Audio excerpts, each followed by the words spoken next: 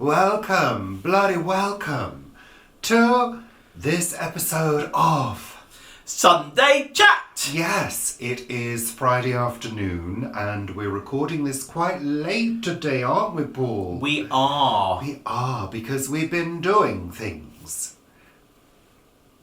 It's been a busy week this week. Stop the miming.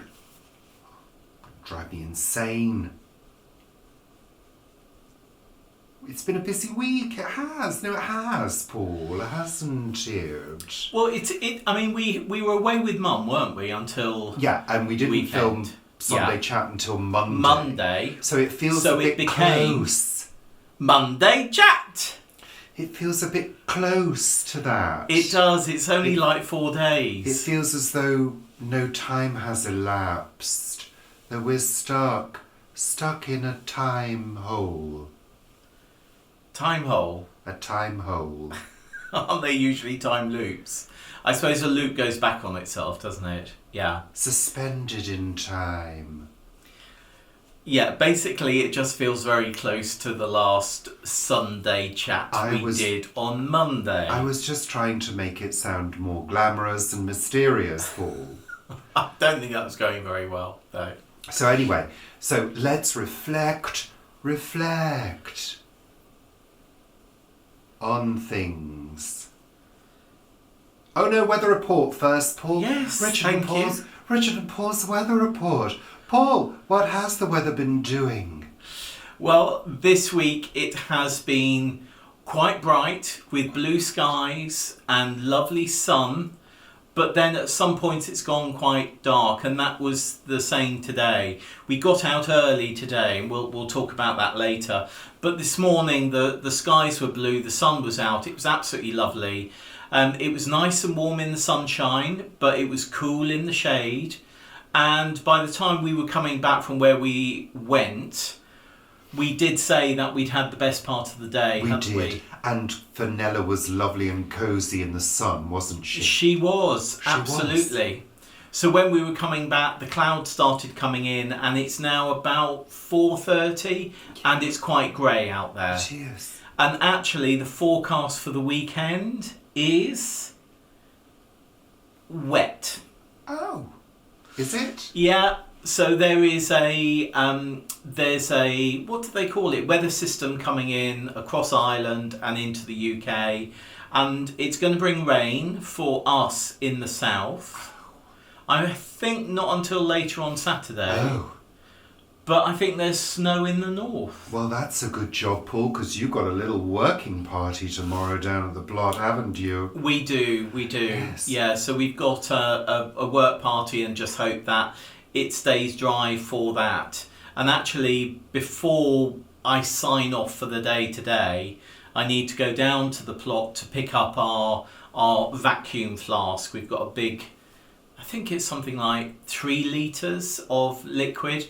So I take that down for a work party, and we have cake and biscuits and things like that. So I need to go and collect that, because if I don't collect it today, I have to do it in the morning. I have to do it in the morning, and don't want to do that. Yes. So that means you've got a work party, so I'll have a little bit of time on my hands in the morning, perhaps to make a new episode of Cheap, Tasty and Filling. There's already one in the bag for this Wednesday, which I'll be premiering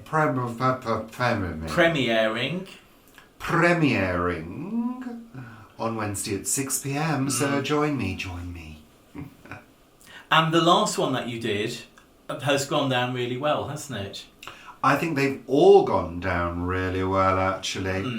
I think you'll find, yeah, they're popular. They are popular, and they are fabulous recipes, and generally easy as well. And you teach a skill, don't you? Well, this is the thing. Skills, methods. This is what cookery is all about.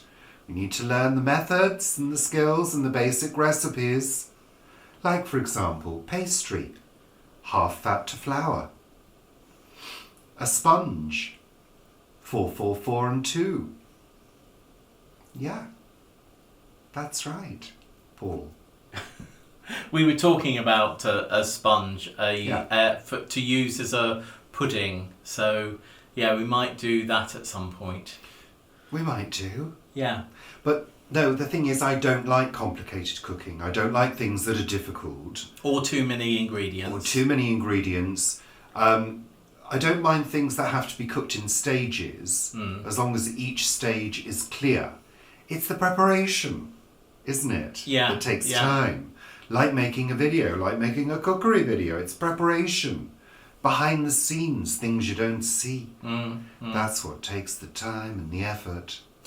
I'm quite fancying doing a big bolognese, maybe over the weekend. Oh, lovely. Because then we can have that as a bolognese. And then as a with chilli. Pasta. And then as a chilli. Yeah.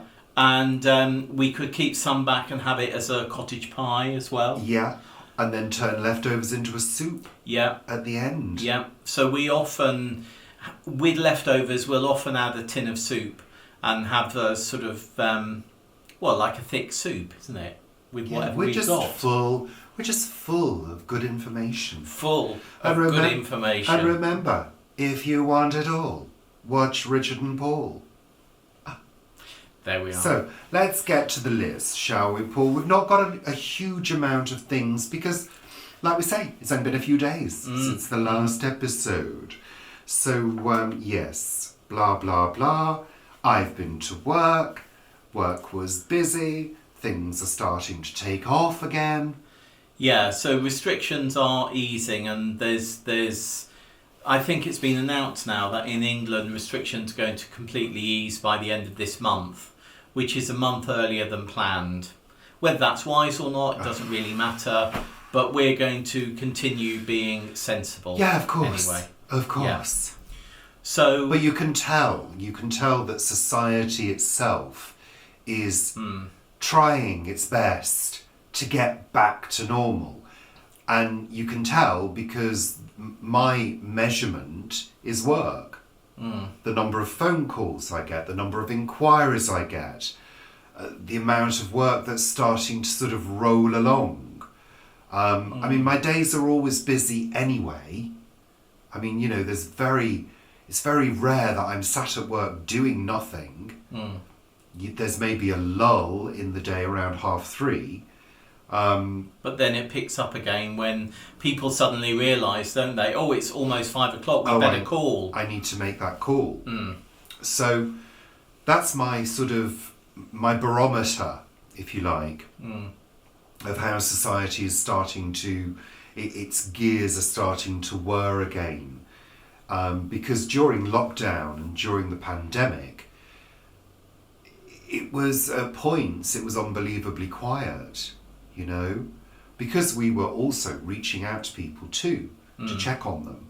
So we were doing a lot of that communicating the other way. So you were being proactive rather than reactive. Exactly. Yeah. Whereas it's gone back to being reactive now, and me getting lots of calls and dealing with lots of emails and blah, blah, blah. So, yeah, which is a good thing, because I'd rather be busy than bored. Well, yeah, exactly. Yeah. Exactly. Absolutely. So, that was work. Wednesday afternoon, we had our gardener, our new gardener, come over to look at fencing and a little bit of patio work. Yeah. Yeah, which needs to be done. Our garden needs to be fenced in.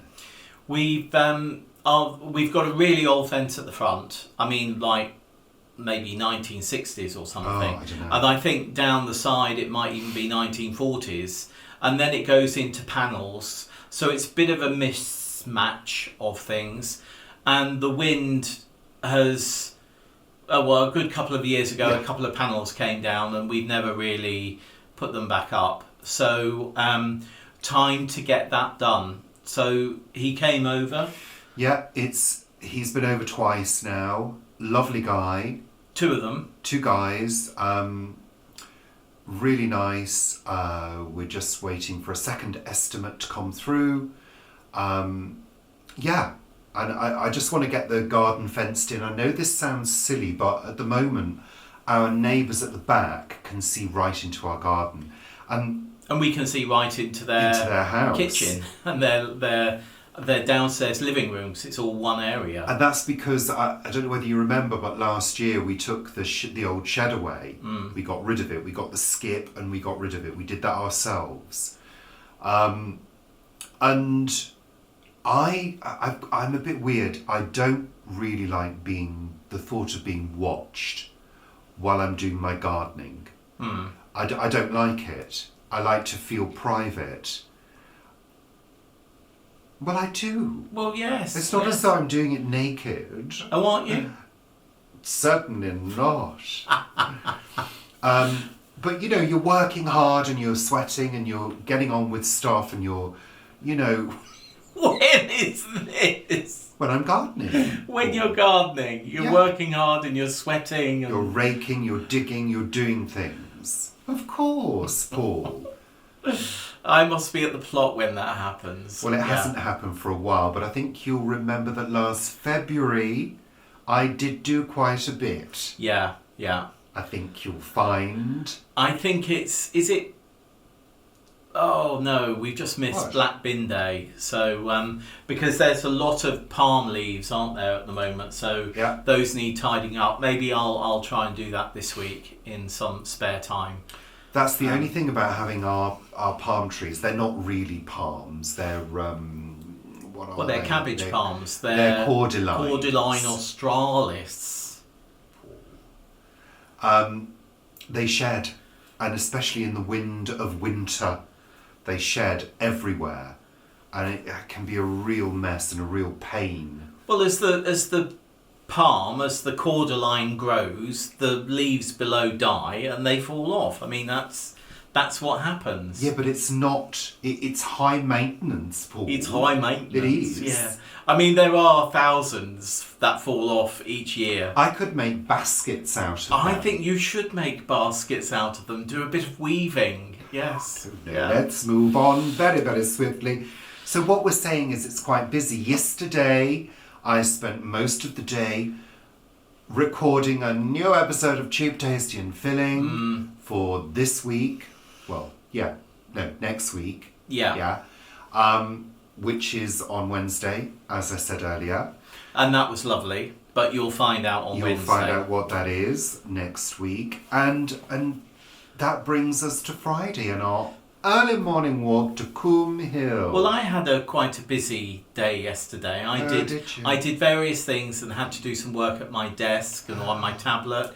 But then I also sorted out another bed down at the allotment, so I'm pleased I've done that.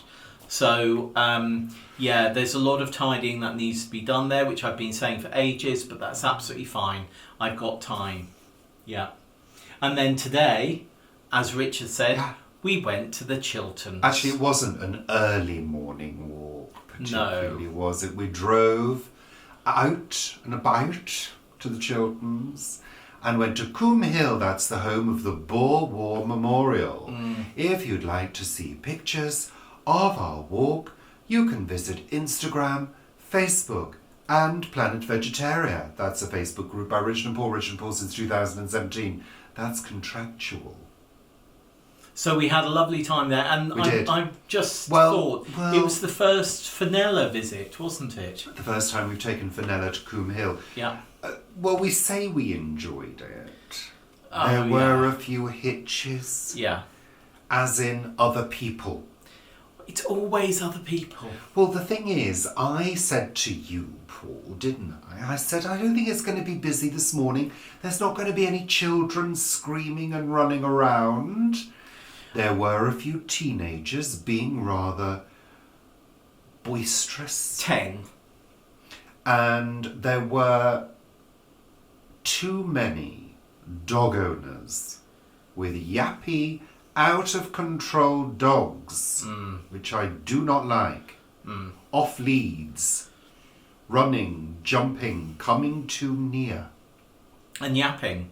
Now, we don't mind dogs, do we, Paul? No. We're fine with not dogs. Not at all. Alexa, please stop. Thank you. Alexa, set an alarm for 15 minutes.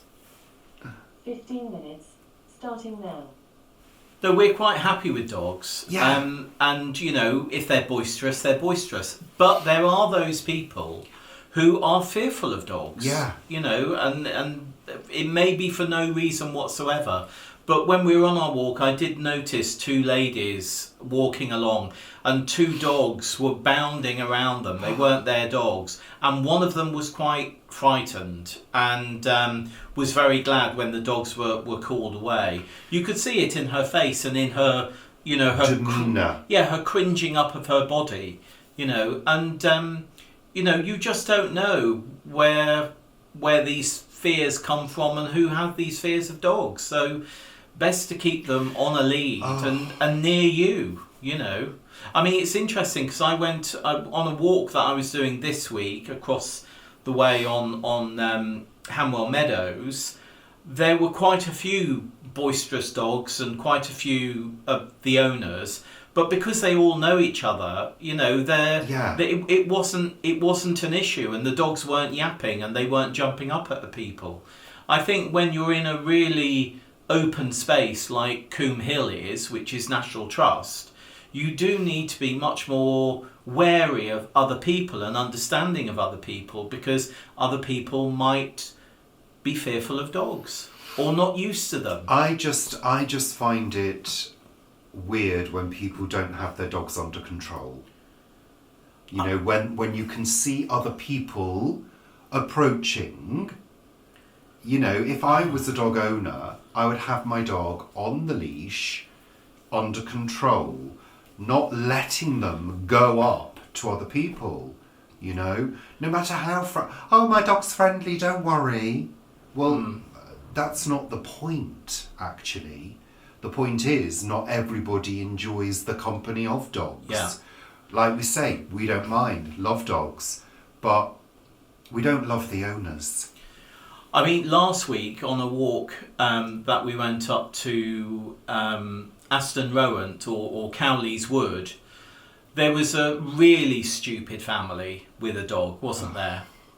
They were getting all of their boots out of the car, and the dog was running about the car park. In the car park.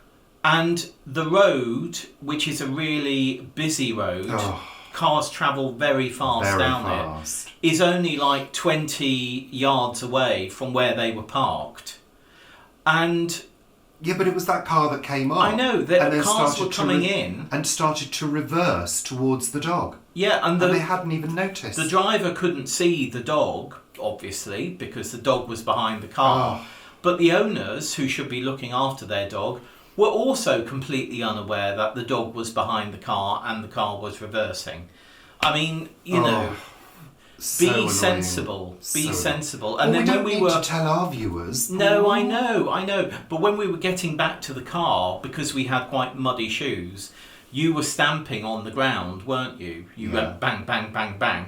And this dog started yapping at Richard because he thought he was being attacked. And the woman, who seemed to have two dogs and they were going everywhere, not under control, was sort of going, oh, you know, it's only him stamping, you don't have to worry. And it's sort of like, please. It's like these parents, I see it every day, because I walk to work during the school run.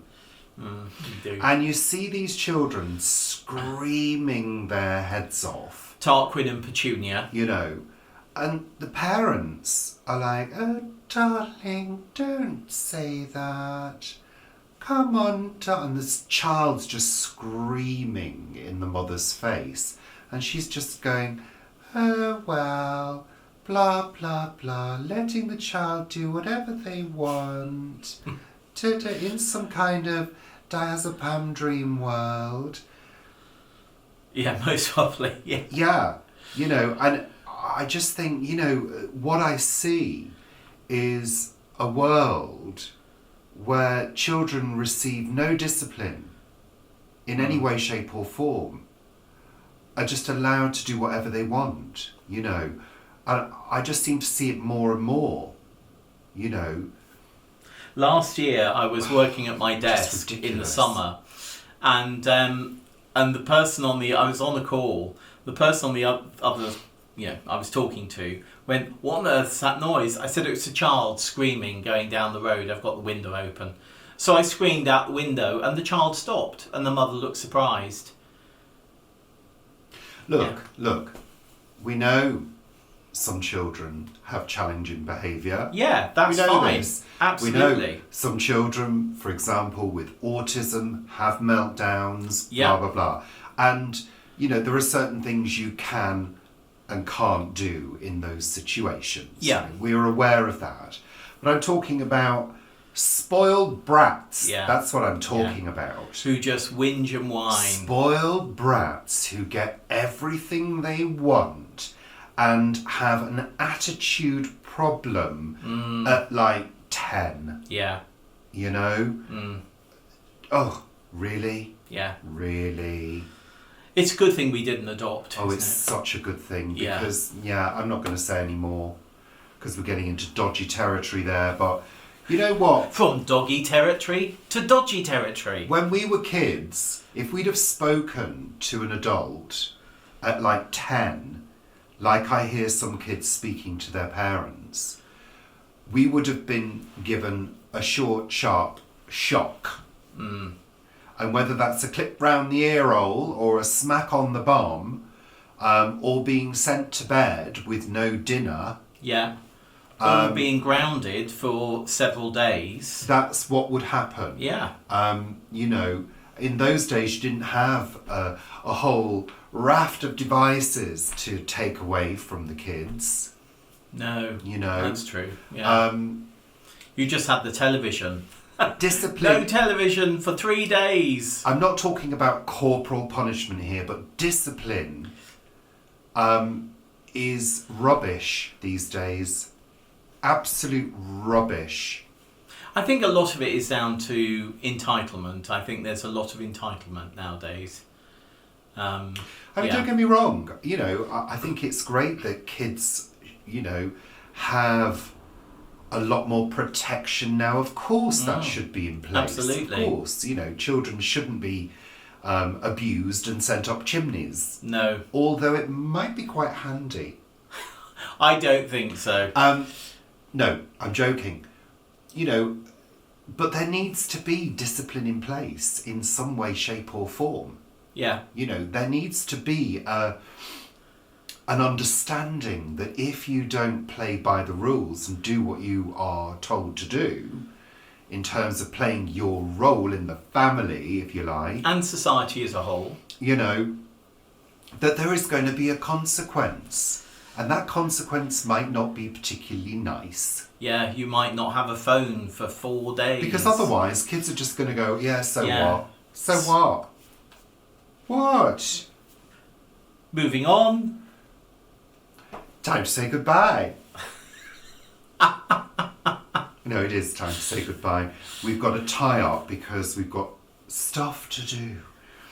So, what have we been watching this week? Not an awful lot. Usual thing, countdown. Yeah. Very often with lunch or dinner. I did watch Reacher, the new Jack Reacher that is on Amazon Prime. I think you would quite like it.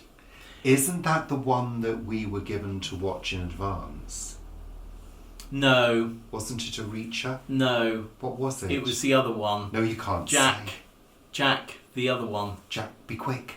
No, there's two series of that one already on Amazon Prime. Jack be nimble. Jack be quick. What is it? It's the other Jack. Oh, I don't know. Oh, Jack in a Box. Jack Clancy? No. Anyway, I thought Reacher was really good. It had quite a lot of comedy in it. And I just enjoyed it. So if you like that sort of Bourne type of thing, then do watch it because it's well worth watching. Bourne. I think there's a new Bourne coming out as well. So we also watched, what's that? Disc mistake. We are going to be watching again Discovery. Oh, Discovery. Star Trek Discovery, which starts this evening. So when you see this, it will have started I on can't Friday. keep up with these shows that are starting and stopping all the time are just ridiculous. I don't understand why it did, but I think it's something to do with the scheduling of all the other Star Treks that are coming out. This is what happens if you put 12-year-olds in charge of television. Are they? They just do whatever they want. You see my point. So... And then our go-to for the end of the evening has been Schitt's Creek. Of course it is, Paul. Naturally. Love Schitt's Creek. If you've not watched it, just start watching it and enjoy it. Yeah. It's fantastic. Yeah. So, lovely, lovely. That's everything now, Paul. Is that everything for this week? That's everything, Paul. We're saying goodbye now. Say goodbye. Goodbye. Take care. We'll be back next week. Next week, probably with a longer show. Yes. But not too long, because the average watch time is about 18 minutes. Is it? There's no point in going beyond that. Well, it's gone up from 11, hasn't it? Yeah. Yeah, there we are. Bye. Watch all the adverts. Yeah, absolutely. Yeah. Bye. Bye, baby. Bye. Bye, babe. Oh, don't sing it. No. Copyright. No, can't say that, no. Bye.